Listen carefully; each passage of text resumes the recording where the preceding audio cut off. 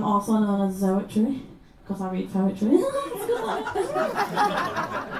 So I'm going to do a bit of an introduction to my poems. The first one is called Childish Waltzer.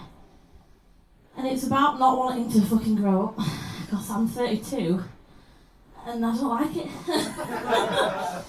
I was looking on the street the other day, and not everybody, most people are wearing 90s clothes. It's back, the 90s are back. But when I was in the 90s, I was too young to dress like that, because I was born in 91, so I was a little kid, and my mum dressed me like shit.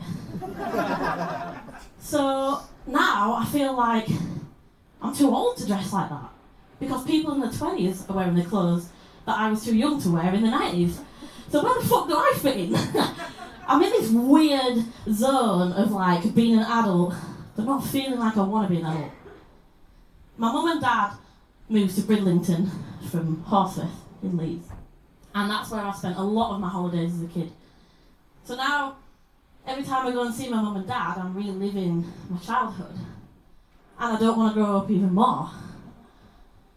And then my nan and granddad died, and I felt even weirder, because now my mum and dad, they're the oldest. I've got no grandparents left, so that makes me the mum and dad.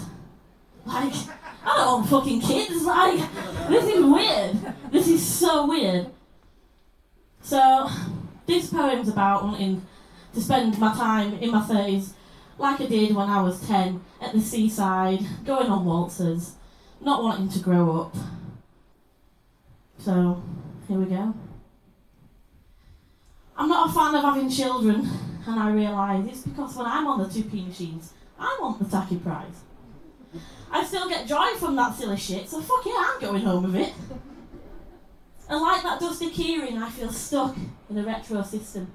My friends have weddings, kids and mortgages, all those adult things I listen, but they never make my things to do. Does that make me broken, or just simply not like you? I like ladybirds and random sounds. I'll ride on waltzers till my head spins round. I'll make silly noises with every breath, because I've seen old age and I've witnessed death. I've lost other people, so why lose myself? I'm not hugely ambitious and I don't chase wealth. I'm scared of dying, so I'm done with trying to grow up. Scream if you want to go faster, or throw up. I want to be the main character. I'm 32 and I'm happy being a happy being, but find it hard when all I'm seeing is what I've not done, or where I ain't. This ride that I didn't ask for is my main complaint. I'm feeling so much pressure. There's too much to understand. I've got 2 pensions and an overdraft making nothing in my hand. My parents lived a different life, and so are most of all my friends. And I feel if I were someone's wife, I'm playing games, and it's all pretend. I'd rather hide toys in funny hiding places, draw rainbow men without their faces, spend 30 quid on a 5p keyring and dream of cartoon cats.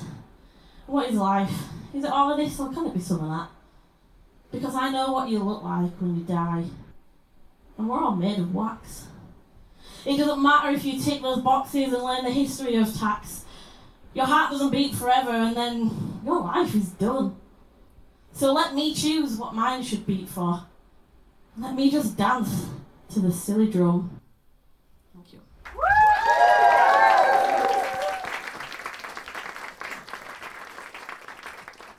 I'm going to have a little sip.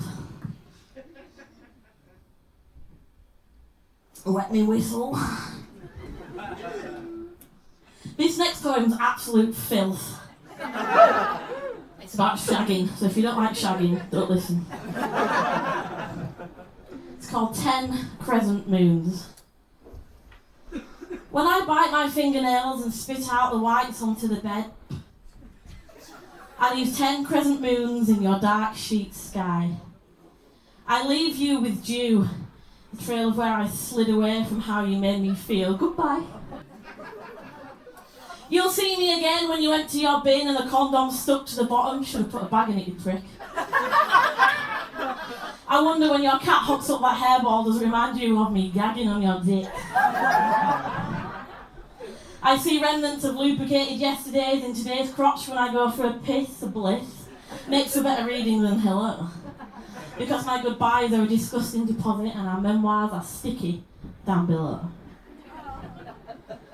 You dipped yourself inside me like a biscuit in a brew to melt it. Only I must have been too hot for you, because love, I hardly felt it. You went soft on me too quick, dear, but made up with morning glory. When my screaming woke the birds up, now they're singing our story. And I don't think I'm going to miss these weird drunk shags of disappointment, because the internal itch you gave me needed more than fucking ointment. Shags just become shags, and I soon realise I need someone to reach inside and touch far past the places where I bleed.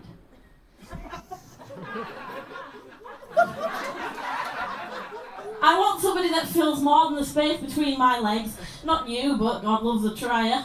I don't want you on your Snapchat knees with pathetic dick pic dregs and emojis made of fire. We had our time. You had your hand around my throat. You came in and out. Now grab your coat. You're leaving. There's a hopeful scent made of more than sex in this new air I'm breathing. I think I found the one, I say to my vagina overhead. And I guess the shags I leave behind will just find 10 crescent moons instead.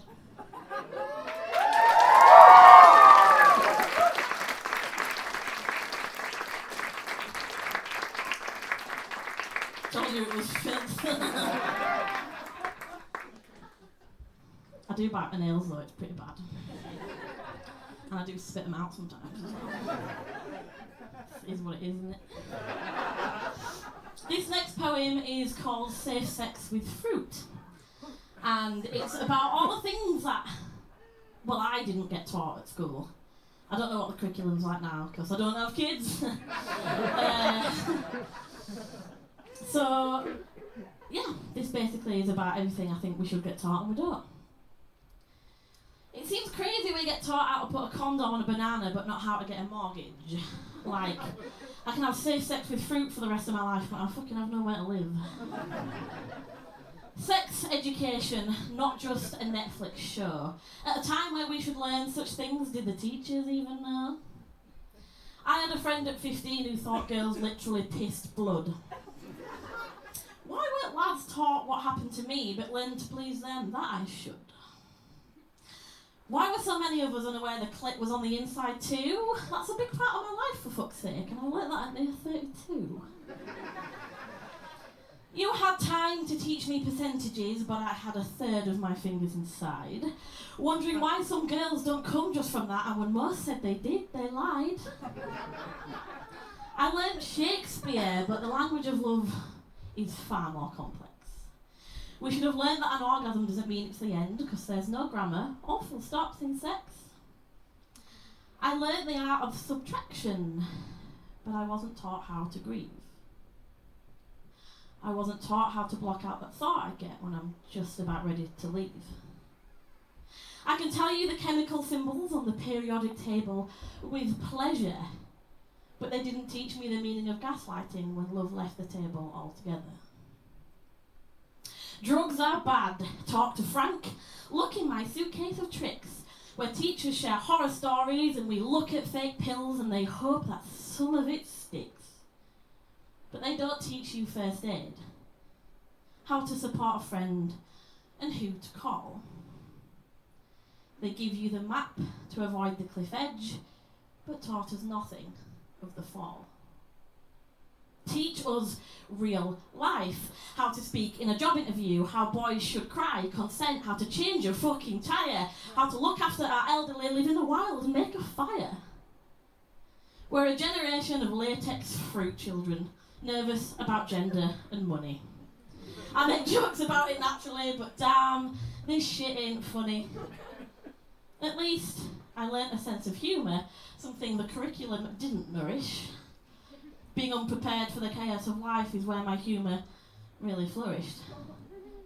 And it's through the lessons learnt the hard way, through life's constant battles and drama, that I learnt to be who I am today, not putting condoms on a fucking banana.